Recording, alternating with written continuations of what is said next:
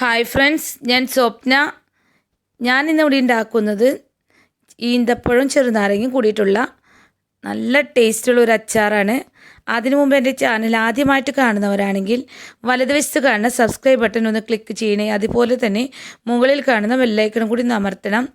ഇനി ഈ അച്ചാറിന് വേണ്ടിയിട്ട് ഞാൻ 15 ചെറുനാരങ്ങയാണ് എടുത്തിരിക്കുന്നത്. അത് കഴുകി തുടച്ച് ഇഡ്ഡലി പാത്രത്തിൽ ആവി കൊള്ളാൻ വെച്ചേക്കുന്നതാണ്. കൂടുതൽ ആവി കൊണ്ടത് പൊട്ടണ്ട, അതിന് മുമ്പ് നമുക്ക് എടുക്കാം. എന്നിട്ട് ഞാൻ ഇതിൻ്റെ രണ്ട് വശം മോനമാരിയുള്ളത് കളഞ്ഞ് നടുകെ പൊടിച്ച് അതിൽ കുരു എടുത്ത് കളയണം. കുരു എടുത്ത് കളഞ്ഞില്ലെങ്കിൽ അച്ചാറിന് കയ്പ്പുണ്ടാവും. അതാണ് കുരു എടുത്ത് കളഞ്ഞ് ചെറിയ പീസുകളാക്കി നുറുക്കി വെച്ചേക്കുന്നതാണ്. ഇത് ഞാൻ ഉപ്പിട്ടിട്ട് 15 ദിവസം ഒരു പാത്രത്തിലാക്കിയിട്ട് വെച്ചതാണ്. ഈ 15 ദിവസം എല്ലാ ദിവസവും എടുത്ത് ഒന്ന് ഇളക്കി കൊടുക്കും. അങ്ങനെ 15 ദിവസം കഴിഞ്ഞിട്ടാണ് ഞാൻ ഇപ്പോൾ എടുത്തിരിക്കുന്ന അച്ചാറിടാൻ. ഇതുപോലെ തന്നെ ഈന്തപ്പഴം ഒരു 20 എണ്ണം അതിൽ കുരു കളഞ്ഞ് മാറ്റി വെച്ചേക്കുന്നതാണ്.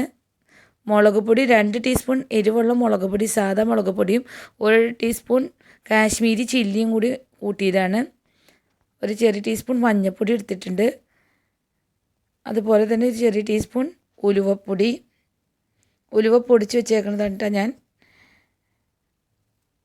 അതുപോലെ തന്നെ കായം പൊടിയാണിത്, വീട്ടിൽ തന്നെ പൊടിച്ചതാണ്.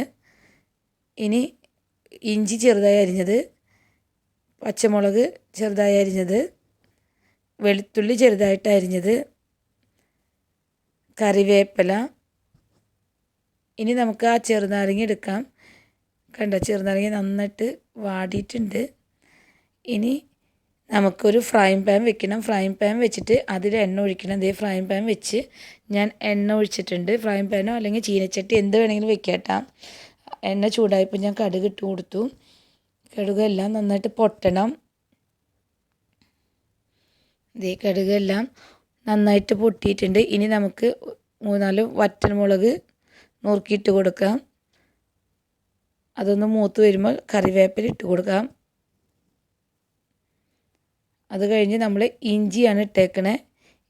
ഇതൊന്നും വാടിയാൽ മതി, അല്ലാണ്ട് മൊരിച്ചൊന്നും എടുക്കണ്ട. ജസ്റ്റ് അതിൻ്റെ പച്ചമണം മാറി ഒന്ന് വാടി കിട്ടിയാൽ മതി. ഇനി നമുക്കിതിലേക്ക് വെളുത്തുള്ളി ഇട്ട് കൊടുക്കാം.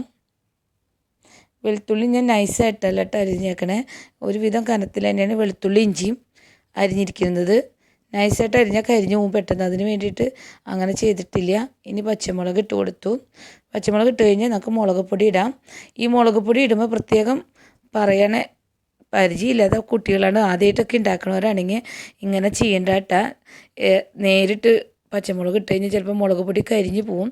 ഇപ്പോൾ കായപ്പൊടി ഇട്ടിട്ടുണ്ട്. കായപ്പൊടിയും ഉലുവപ്പൊടിയും ഇതിലേക്ക് തന്നെ ഇടാം.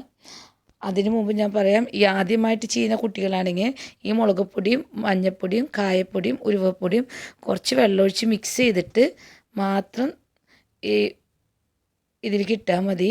അല്ലെങ്കിൽ ചിലപ്പോൾ കരിഞ്ഞു പോകാൻ ചാൻസ് ഉണ്ട്. കരിഞ്ഞു പോയി കഴിഞ്ഞാൽ ഈ അച്ചാറിന് ടേസ്റ്റ് ഉണ്ടാവില്ല. അതായത് ഞാൻ മുളക് പൊടി ഇട്ടപ്പോൾ തന്നെ തീ സിമ്മിലിട്ടിട്ടാണ് ചെയ്തത്. അത് കഴിഞ്ഞ് നമുക്ക് ഈന്തപ്പഴം ഇട്ട് കൊടുക്കാം. ഈന്തപ്പഴം ഇതിലിട്ട് ഒന്ന് മിക്സായി കഴിയുമ്പോൾ നമുക്ക് വിനാഗിരി ഒഴിച്ച് കൊടുക്കണം. ഞാൻ വിനാഗിരി കുറച്ച് മാത്രമേ ഒഴിക്കുന്നുള്ളൂ. നിങ്ങൾക്ക് ഇഷ്ടമുണ്ടെങ്കിൽ കൂടുതൽ ഒഴിക്കാം. ഞാൻ കുറച്ച് വിനാഗിരി ഒഴിച്ചിട്ടുള്ളൂ. എന്നിട്ട് ഒന്ന് തിളയ്ക്കണം. ഈ വിനാഗിരി ഇട്ട് ഈന്തപ്പഴത്തിലൊന്ന് തിളയ്ക്കണം. എനിക്ക് നന്നായിട്ട് ഗ്രേവി വേണം. അത് കാരണം ഞാൻ ഇതിലേക്ക് ഉപ്പിട്ടിട്ട് ഒന്ന് തിളച്ച് കഴിയുമ്പോൾ കുറച്ച് തിളച്ച വെള്ളമാണ് ഒഴിക്കുന്നത്. ചിലർ ഇതിൽ വെള്ളം ഒഴിക്കാറില്ല, വിനാഗിരി മാത്രമേ ഒഴിക്കാറുള്ളൂ. ഞാൻ വെള്ളം തിളപ്പിച്ചിട്ട് അതും കൂടി ഒഴിക്കുന്നുണ്ട്. എനിക്ക് ഗ്രേവി വേണം, അത് കാരണമാണ് ചെയ്തത്. അത് കഴിഞ്ഞിട്ട് നമ്മൾ ചെറുനാരങ്ങ ഇട്ട് ഇളക്കി ഒന്ന് തിളച്ച് കഴിയുമ്പോൾ ഓഫ് ചെയ്യാം.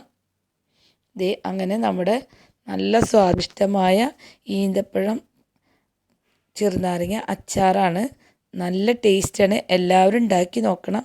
ഇഷ്ടമായെങ്കിൽ എല്ലാവരും ലൈക്ക് ചെയ്യണം, സബ്സ്ക്രൈബ് ചെയ്യണം, എന്നെ സപ്പോർട്ട് ചെയ്യണം.